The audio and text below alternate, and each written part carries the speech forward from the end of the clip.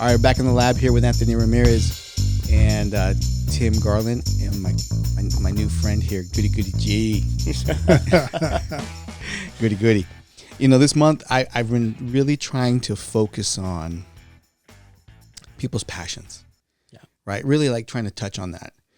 And I'll share with you a quick story of myself. So as a kid, I used to want to build race cars. That was like my dream. Okay. When I was 14, my dad bought me my first car. So it was a Mustang, $500. It used to be a dog house. Okay. Like legit, the lady had it at the house. The dogs would just sleep in it. Okay. Got it home. And I was a freshman to my sophomore year of high school. When he brought it home, called my buddies up in the neighborhood. By the time he got home from work, every single freaking part, like I'm talking about doors, the hoods, the seats, everything was laid out in my front yard, like a straight pick and pull, right? And it was just a big Lego set. Yeah. But when I went to school, I started going to school early. I went to a special program to learn about automotive design and whatnot when I was in high school. Anyhow, there was a certain point in my life where that's what I really wanted to do. And somebody planted this seed in my head one day. Oh yeah, you don't want to do that. That's like a mechanic. In my mind, I'm thinking I'm going to build Formula Ones. This is what, not even like big thing. I just loved building, right? And it says, you want a job with air conditioning. Oh man. Right? So that small-minded mindset, right? And so this month, because I really feel it's so important for in our industry and finance and real estate and mindset and the things that we do, is talking to individuals who have found their passion and the things that inspire themselves every day. And one of the questions that I have posed on people many times was like, even if your needs were met, even if you had passive cash flow where you're good, like your bills are paid, what would you do with your free time? Right? What would life look like at that point? And many people's eyes lit up, and my thing was, I want to build race cars, right? Yeah. But it was amazing to see throughout the room how many people were not living their passion. They weren't living their true purpose, right? So, as you as my guest today, we get to talk about your purpose. Oh, exciting. Well, tell us a little bit about yourself, background. I'm Laotian. We migrated here and got here in 1986 from Laos. I'm one of 10 kids. Whoa. So, I take it there's no TV. Radio, TV, no. You gotta keep yourself busy. So, I'm the 8th child in the family, 5 boys, 5 girls. To look back and think and the older I get, the more appreciative I am with and for my family.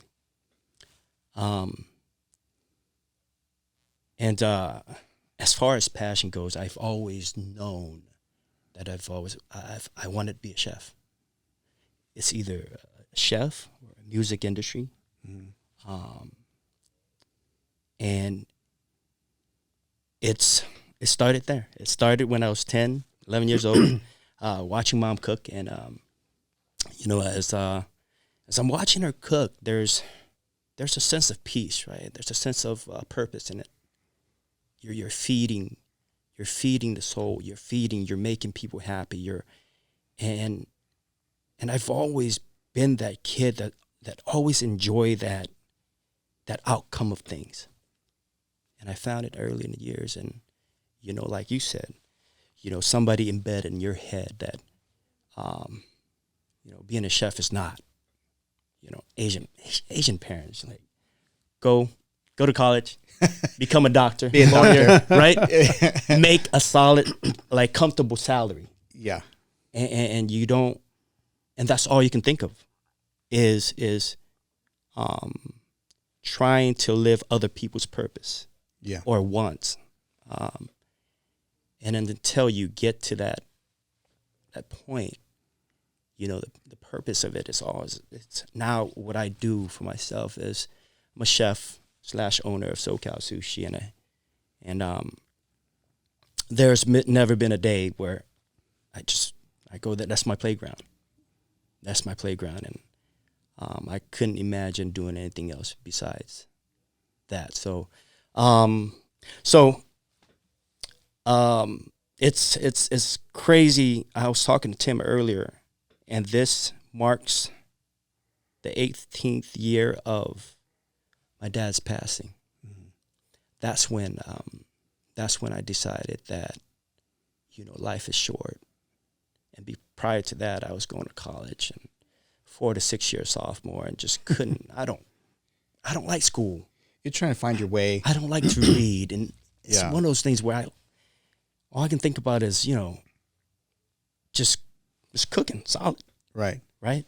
And so after my dad's passing 18 years ago, it was 3 days ago that my dad passed. Oh. And it was 18th anniversary of your dad passing 3 days ago. Yeah. And, you know, I had to make a decision. Life is short. Mm. Make something out of the time that you're here. And the top 2 things in my life that means a lot besides a family is music. I love music. Me too. Country music's my favorite. I don't know. I like it. I'm good. I love country. It speaks to me differently, right? Yeah. And then food. No matter where I go, it just moves people. It just makes people. It's crazy with food in general. Yeah. I love to cook, by the way. Good. And actually, and he's a DJ. Yeah, I produce like house music and stuff for fun. Yeah, I shoot really far, and I like to do certain things. I call them my Anthony-isms, right? But one of the things I tried to challenge myself with during COVID was learning how to do sushi in general. Because one of the things I've always respected about the art is the steps is very a chronological order of events, and it's very consistent. Like you have to, it's like even when you slice, I had to get the right knife, the pull, and you know when it's right because it almost looks like laser cut. Yep. Right. And there's a certain appreciation for it on that level of precision. And it's weird because if you were to sit there and like jack things up, it tastes different. Oh, yeah. It just tastes different, right? The butteriness isn't there. You can't skip a process. You can't skip a process. You can't skip a process. There's process of aging, care. Yeah. Pride in it, right? Yeah.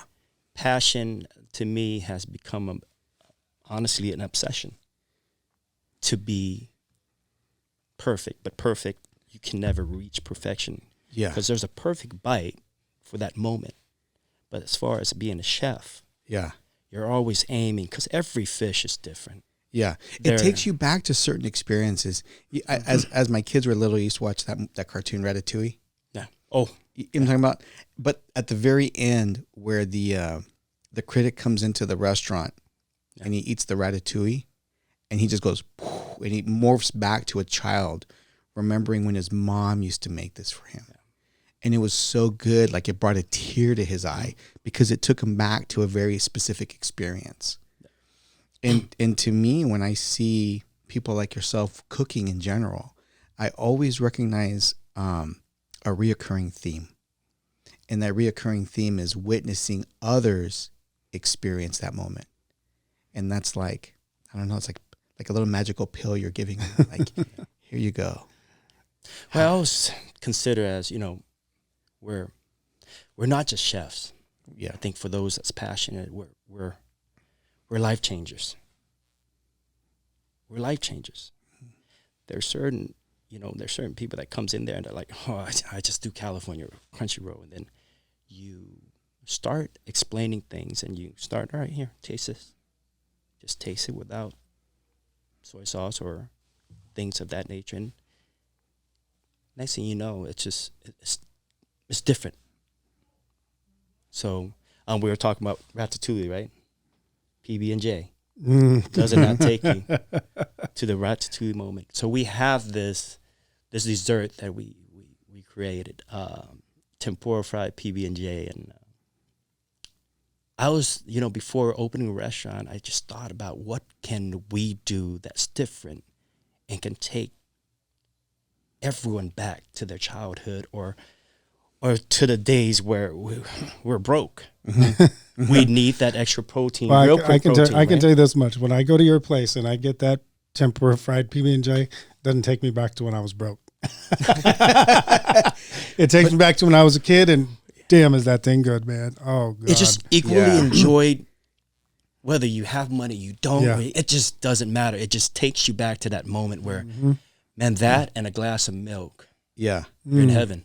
Yeah. You're in heaven. So so a lot of I've taken to his spot to SoCal Sushi. I've taken how many times have you seen me in there with somebody different? 6, 8? A little bit more than my kids. Yeah. I see him more than I see my kids, and I have 3 kids, and beautiful nightmare. But I bring people in there all the time, and I watch him interact with them, and you can see his passion, right? And then I watch the people I take in there eat his food, and I watch them, and the experience they have it's so cool for me because I know how much he likes it, and I know how much they're gonna like it. And it's been the same every single time. Everybody, and that's one of the things I think in society that we've been really lacking a lot of. So we go into these restaurants. Oh yeah. And I was listening to like Elon Musk where he was saying that they go to restaurants and one of his kids autistic, and he says, we go to restaurants just to sit with strangers, right? Just so we can sit with strangers. And I heard that and I was like, yeah, it's kind of true. How sad how that is, because before, when you used to have like the chef's table, the chef would tell you, this is why I'm making this. This is where this came from. This is how we do this. And you can see how excited they are to show you their creation, right? However it is, I had a deconstructed Philly cheesesteak once. Wow. Yeah, they basically, when they made the bun, I guess you can call it, it was like a croissant. So they piped a croissant. Yeah.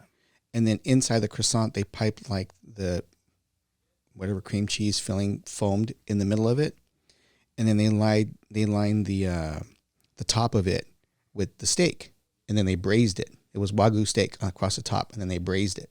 Right, so imagine like almost like a sushi roll, but it was a deconstructed Philly cheesesteak on another level. On another level, yeah. Right. So it's weird eating something like that with chopsticks, and you're sitting there. But the guy that made it, I remember he was sitting across from us, just like watching us eat it. Yeah. And like the first bite, and he's like, yeah, it's good, huh? It's good, huh? I do that all the time at his place. You know what I mean? But that's the part I feel that's missing the essence ever since we got into these big chain restaurants. And it's experience just went away, and we lost touch with a lot of that. And so to sit there with somebody like yourself, just sitting there and still enjoy the smile on the other person's face, that's the fuel. I think it's very important to keep in mind why you started your own thing. Why are you doing your purpose? Many times as human beings, we get lost by more money, right? Get chained up and just go. You got investors throwing all kinds of money to you, and you're just like, all right, where's the purpose? For me, I feel, whoever is coming to my restaurant is coming to my house. You're a guest. No matter who you are, what you are, you're going to be treated the same. And if I can't get to you this time, I'll get you the next time to show you how appreciated I am. Because of all the restaurants in this city in San Diego, you have many, many restaurants. If you decide to come to my place, that's special to me. And that's special, right? Interesting outlook. Yeah. And that's a moment where you just you don't get lost in that purpose of why you're doing it. And it brings me great joy to see that. And I'm very appreciative of things, I think, we're talking about passion. I'm very passionate, one, my family, passionate on with regards of who I meet. And I love to hear stories, and I love to see the success of people, to just elevate, keep on elevating to where you want to go in life, right? And we're talking earlier also, Tim and I were talking earlier of, and just realize how lucky we are to be alive. We're a product of this. We're a product of sex. Out of all those sperms and eggs, we became this unique. And just realize that one moment you're lucky as heck to be alive. And there's a sense of purpose behind it. And when you do things with purpose, it's more meaningful. It's a life changer. Yeah. Right? It's a life changer. It's strange because, like I said, there's always this common thread. And in your situation you mentioned earlier with your dad's passing, and that was like your awakening moment. Oh yeah. Right? Life is too short. I need to live life a specific way now, because from the experience that you went through. And one of the things that I have it on my board still, we learned from tragedy. Yeah. Right? And it's crazy to me how the more people we talk to, how things are motivated either by pleasure or by pain. Preferably pleasure is the way you want to drive yourself, right? But pain's a harsh motivator. It's the awakening moment, right? And one of the reasons I wanted to talk to you about, opening up and following that passion and is because so many people get like in real estate or finance and they try to get into this business and they think it's about quick money. And in reality, they have to be happy being not just a leader to help people, but be also in a position of servitude and taking that ego out of it, right? So it's a dichotomy in a sort, right? You're a business owner, you're running a business, you're doing all these things, but then also at the same time, your byproduct is watching people, seeing people smile, being a part of someone's experience, having a birthday party there or a celebration or an anniversary, whatever it may be. And they took the time to have that experience in your place. Yeah. Right? So I feel like it's very important for us to never forget or lose sight of that feeling. For sure. Because once you do, it's not fun anymore. Nope. It's gone. It's, as soon as I touch and I started as a sushi chef, I knew that right away, probably within a month or two, that I'd open my own place. And it took me about, it takes a lot of dedication and a lot of, if you fall, just keep on getting back up, right? And 4 years after I became a sushi chef, we opened Goody Sushi and Grill in National City. And we were there for 11 years. During the same time, we opened SoCal over here. But you never want to lose the passion behind it, the home feel behind it. Money is a secondary product of, it's what I'm very fortunate that, it's given me this opportunity to make a living out of what I love. And if you focus on being focused on perfecting your craft and enjoying your craft more than the money, I promise you, it's going to be more fun. But if you're chasing the money first, it's going to be a tough time. It's going to be a road where you just kind of like, now you're doubting yourself more. You're trying too hard. It's not organic. It's something that you're chasing, but you're not perfecting your craft and following, being passionate about it and so forth, right? And that's felt on my side of the bar. Yeah.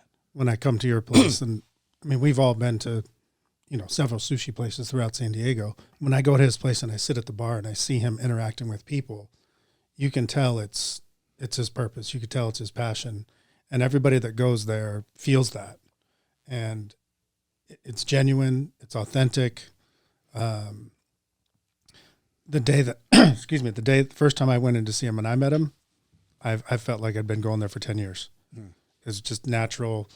It was literally the first time I went there, I walked around the freaking bar and gave him a hug and gave him a dap and said, "I'll see you soon." Yeah. And it was the first time I ever met him, but it was so awesome. And then I went in there one time with my brother, my buddy, and my brother's wife, and we actually sat at one of the tables and not at the bar. Yeah. And he still makes his rounds around the tables and makes his presence felt and just lets everybody know how's everything going, da-da-da-da-da, just as if you were sitting at the bar. Not as consistent because he's still back there doing his thing, but he still makes a point and walks around and greets everybody, and it's awesome. See, but that's one of the things I do love about San Diego. Like the quantity of places to go have something to eat here is unfathomable, I think, for other people in other cities to really understand, right? You come here and you're like, my friends come here. Dude, why do you guys have so many restaurants and bars? All these breweries, all these places. And they every time they come down, I take them to a new spot. Hey, bro, I got to take you to this spot. Hey, bro, I got to take you to this spot. I got another place for you. Dude, this place is crazy. And I tell them, but at the end of the day, the one thing that really brings me to some of these places is that you can literally feel the love. I had a Chinese food the other day with my wife up here in North Park. Maybe I'll have them come in too. But all women that were cooking behind the counter, right? All women. And none of them were Chinese. You can tell. They were like Hispanic and Middle Eastern, whatever, right? But, bro, it came out and I had like shrimp and different things. I sat there and I was like, God damn. Like, I felt special living here. Yeah. You know what I mean? Because it's not like some of these places that I've gone to in other cities where they're really big and you have to get super suited up and it's this whole ordeal and the food's mid. Yeah. You know what I mean? It's all right. No. It's all right. Your octopus was a little chewy. You know? But then here you can go to a place like, I don't know, like Oscar's and PB. Yeah. And you get like fish tacos and stuff, and they're like caught that morning. Yeah. It's a hole in the wall spot, lines out the freaking door. And when I've taken people there, they're like, "Is it that good?" Yeah, they're like, "Bro, it's a freaking fish taco. It's a fish." I'm like, dude, you're gonna see baby Jesus. I'm telling you. You know, that was the biggest difference. Yeah, that's like the biggest difference. I feel like here as a community, our culinary scene isn't necessarily one of just being flashy and big, right? But it's one of like passion, that home cooking, the love is in the food. Oh yeah. We're pretty lucky here, San Diego. For the longest time, and I was just thinking to myself, why are we not on a map yet? As far as San Don't tell Diego. anybody that, bro. I even on get afraid now. saying this right now on video. I know. I swear to God. One of my buddies came in here. He's two guys. One guy traveled 127 countries. Another guy is 156 countries. And he said, in all the cities and all the places I've ever been in the world, no doubt San Diego's my favorite. I'm like, dude, you're just saying that. And he goes, no, I'm serious. Like, it's pretty, it's clean, it's sunny, it's just like well kept as overall. He goes, but dude, when I go out with my wife and places to go eat, he's like, it's endless. And like, he goes, I feel like I live life here. Yeah. You know? So I'm like, You're full as heck. You know, you're full as heck and you're drunk as heck, but you still want to go, right? There's so many good places to be in San Diego. So it's, and it gives you another purpose of living as well. Yeah. That's another purpose, you know, and it happens naturally, I feel like, in San Diego, because we're so lucky. The products, the seafood. We can't get any fresher, bro. No. Fresh caught, right? Yeah. Yeah. Season. Yeah. Seasonal products here are amazing. And even with seafood, Yeah. we don't get enough love. We don't. And I'm very fortunate to live here. Yeah. You know, question for you, because I know out of all the places you go to and you see all these places that have such a high level of quality, and you go into some that are like super hardcore Japanese traditional, right? And then you see the other side where it's very like Americanized. They're trying to do too much, right? They pre-make 400 California rolls. Like, you know, it's just they kind of do their thing, right? But how do you place yourself in a position to elevate above that? Like, what is the thing that you try to strive for to really? I think my problem is, for me, is like I try to please both sides. There's a chef that told me not so long ago. He's like, "Goody, you've outgrown this place. You should just focus on an omakase style restaurant, which is chef's choice only, 10 seats, 12 seats."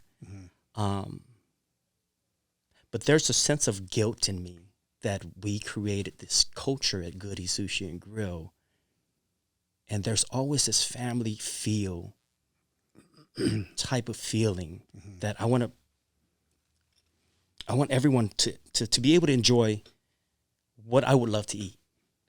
Rolls, nigiri, sashimi, right? Now I'm leaning kind of towards nigiris most of the time, but pleasing and making sure that it's the best of both worlds, really. There's the specialty rolls, sashimi, nigiri. Nigiris is as authentic as you can get. And it makes it easy because the product's super fresh and you just got to go with it. You ever consider having those days where like Chef's Table? I know, you know, Bertram, Mr. A's? Yes. Okay. So one of my friends, his family is one of the oldest families here in San Diego. They used to own that building back in the day. Yeah. That's why it's called Mr. A's. A's for the Alicio family. Anyhow, I was there about a year and a half ago. And we were having dinner, found out that he was going to sell the restaurant. He was literally in the middle of selling the restaurant. And so as he came around and I just asked him, I was like, so what are you going to do? And no joke, there's a spot, and I got to find it, somewhere in Rancho Santa Fe, where all he does is just a chef's table. That's all he's doing now. At Mill Floor? I don't know where it's at. I got to really find out. I think he still owns Mill Floor. Yeah. I don't know where it's at right now.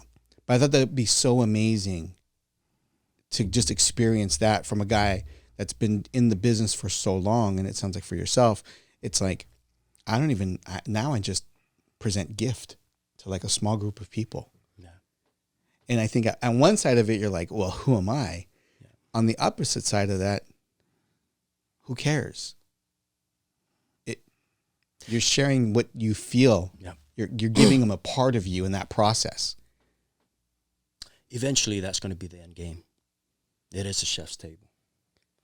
It is, I think we're always chasing something, right? Mm-hmm. In high school, we're chasing girls. After that, we're chasing a career. Money. Chasing a career. Stuff. And then once you get your girl, get married, you have kids. Mortgage. Now you're chasing balance. Yeah. You're chasing balance. And then you chase peace. Mm-hmm. The peace of mind comes into where now you're preparing yourself for fourth quarter. There's a game of football, and fourth quarter is coming up for everybody. Yeah. Mm-hmm. Right. Eventually, that end game for me is going to be that chef's table, and I would love to just, having 3 kids, you got to find a balance because they grow fast, right? Yeah. How old are your kids? 15 and going to be 17. Holy moly. Yeah. I'm right behind, well, not right behind you, but 3, 6, and 9. Yeah. And you blink, and your oldest is 9 years old, and that's crazy. Yeah. That is crazy to me. So the balance of finding balance and not losing your passion Yeah. is what I'm chasing. And Yeah, it's crazy. You know, it's funny that you say that about being a dad, because the younger version of me was the grinder. 12-hour days, grind, grind, grind, grind, grind, and just throw it to your family, give, give, give, give, give, but wasn't the quality. Now, just having I'm glad it rains, having a day on a Saturday where I can just stay in our sweats and our robes, and I love to cook, so I'll cook for him that, like, almost like the whole day. We'll just have different meals and literally purposefully lounge.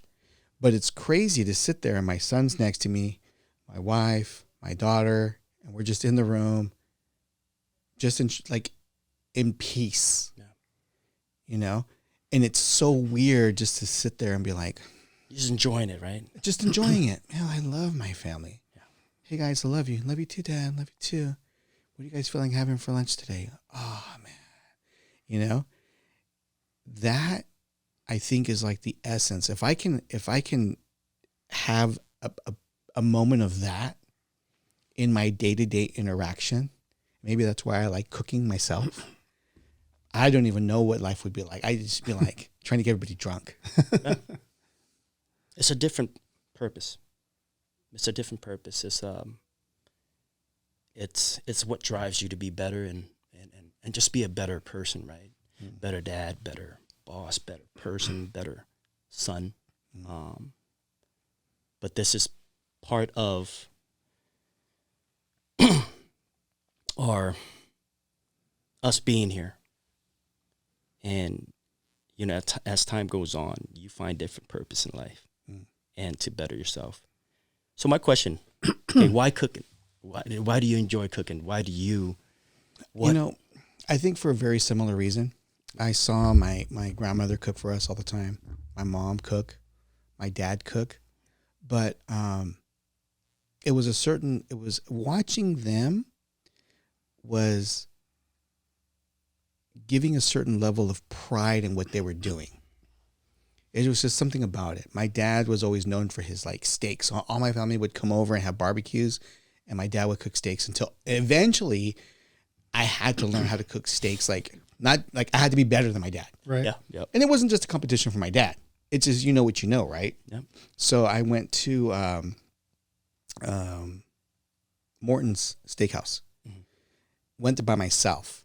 Sat there, talked to the guy that was grilling the steak, and learned from that guy how to grill a steak, like properly. And you know how you turn steak just one time, right? Searing it, how it's done, everything. And yeah, so eventually did that. Then one day, my dad, my grandfather came over the house. I was cooking steak. So I'm like a third generation steak cooker, right? Pressure. Yeah. I did some tri-tip.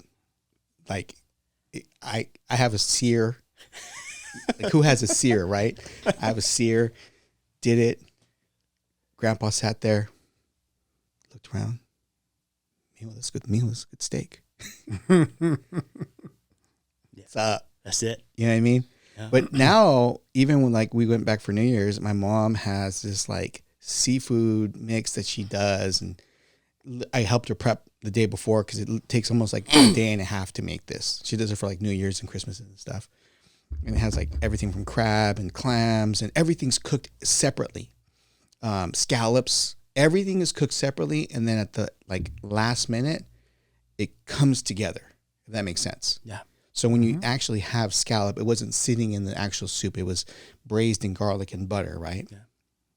But as much as my mom goes through all the energy and effort, never a complaint. Never. It's pure labor of love.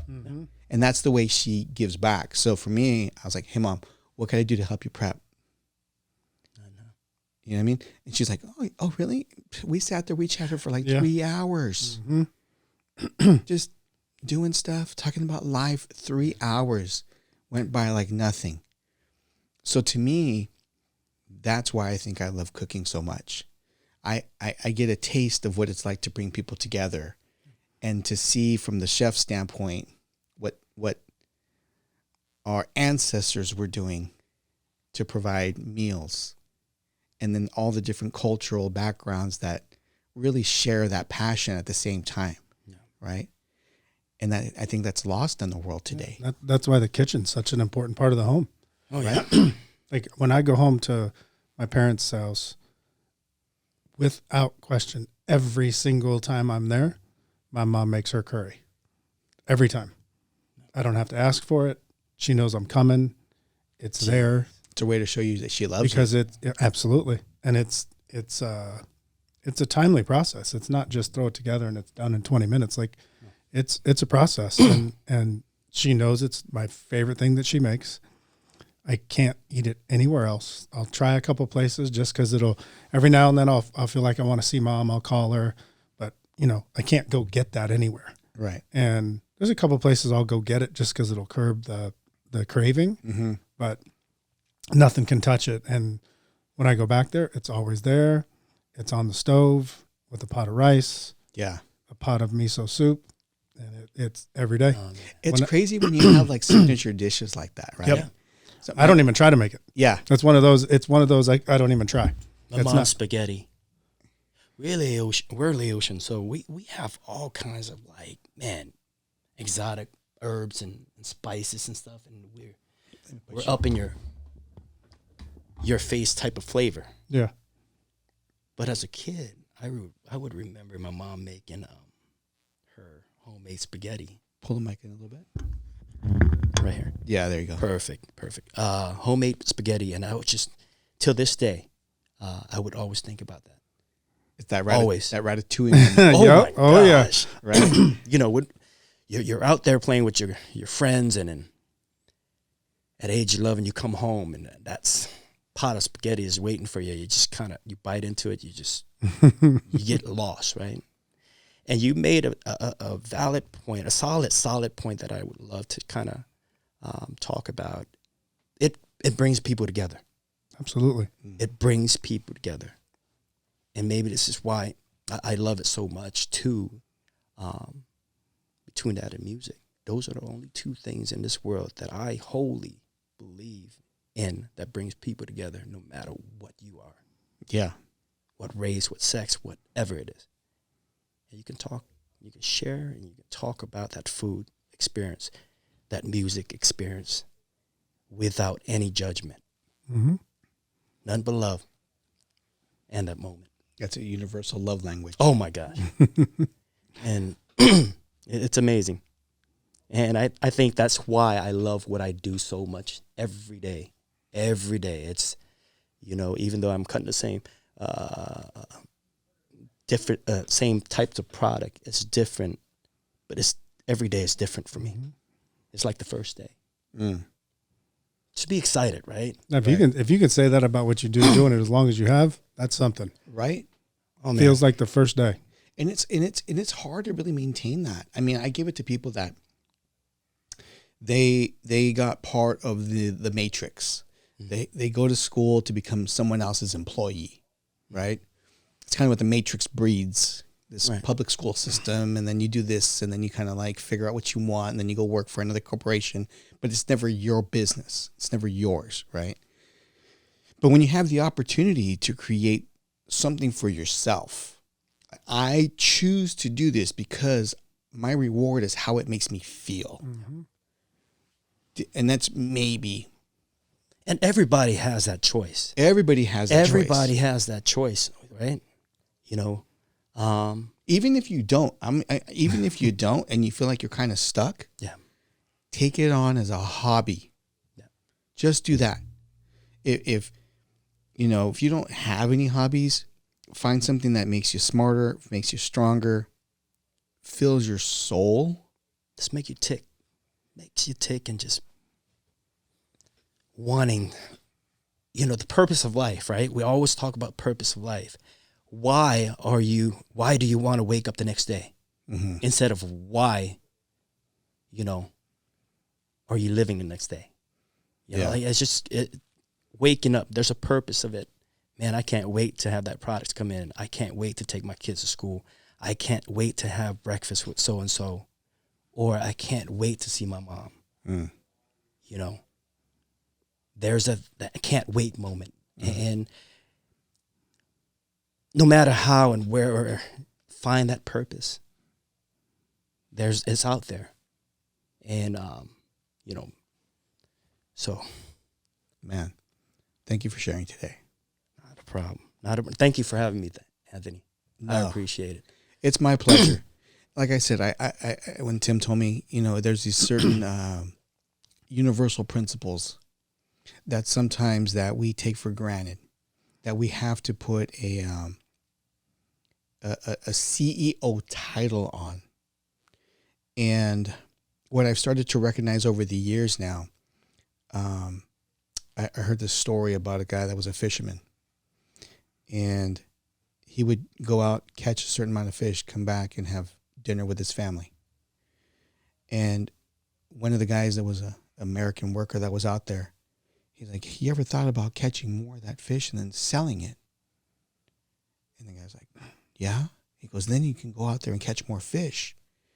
And then after you catch more fish, then you can hire and catch more boats. And then you get more boats, you hire more people. And then you can make more money. And he's like, I just want to have dinner with my family. You know what I mean? Yeah. And it's so simple. You know? It's so simple as long as you're doing what you do with passion. Yeah. Yep. So it's funny, like with my photography that is now a passion hobby. Everybody always asks me, why aren't you charging anybody? And while I will get there one day, the reason why I don't do it now is because it's so fun for me. And I think the second that I take money from somebody, there's an unintended pressure that I think would take the joy away. A bit. A little bit. Probably more than I would like it to, and that's why I haven't done it yet. But it is getting to the point now that I will soon be charging people for it. But right now, I just have so much fun doing it, and it's not something that I want to do yet, but I will. But I don't want the joy taken away, because it was a hobby that I just got into, and it was something that became a passion hobby, and I get so much joy out of it by going through the process and then seeing the end result and showing the end result to somebody, and seeing, just like when you watch that person take that bite of food and have that moment, I get to see that when I show these people their images for the first time. And that's really why I do it. If it turns into something more than that someday, that'll be awesome, but it's not my intent at this point. It's about that moment. Yep. Absolutely.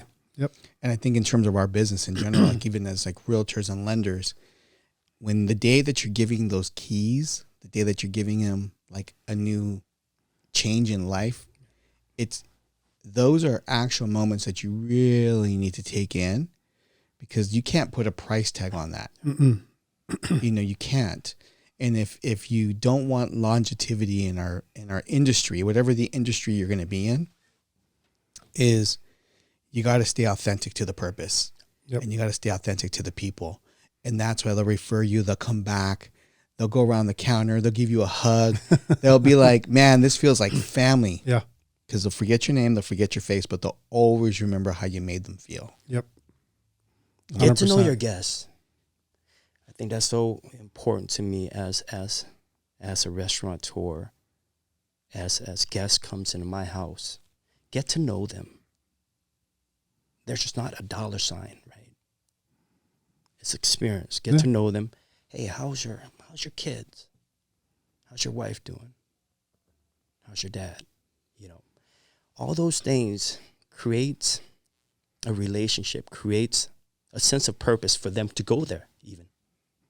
Right? Yeah, the amount of times that I go in there and I sit at the sushi bar, I don't think there's ever been a person that's there for the first time. I think it's regulars all the time. And whether they're regulars that have been created recently, like myself or our friend Nikki and her kids and whoever else goes in there after somebody else takes them in there. But when I say regular, like Nikki, I took Nikki in there, who you've had in here, right, for the first time. She was a regular at that point. Like the very first time she sat down, he made her feel that way. And she goes there all the time. Probably more than I do. I plead the fifth on that one. But, you know, like he says, get to know your people. And like nobody walks in there and feels like it's their first time, even if it is. I have to say something about my family, though. You know, it's no accident how Goody became Goody. I was raised around good people. My mom. You know, I was born feet first, breech baby, Really? natural birth, no epidural. None of the birth that she gave was in a hospital. 10 of them? All 10. So when I think about that, and I think about that all the time, Yep. it hits home. It hits home, and it's, you know, you got to be grateful for those little things and the sacrifice that they've made. Parents. And I'm grateful for my family. And, you know, there's no accident how I became who I am, which my mom always kind of, you know, it's a love-hate relationship when she talks to me or she talks to others about me. And So you are meant to be. I was meant to be. You're meant to be to do what you do now. Oh, yeah. Without a doubt. Without a doubt, I'm here with a purpose. I have a long way to go. And we're going to keep on going. That's awesome, brother. That's right. Thank you for coming in today and sharing your story. Hope you guys got something out of that. I did. Thank you, sir. You're welcome. You're welcome. And we're out.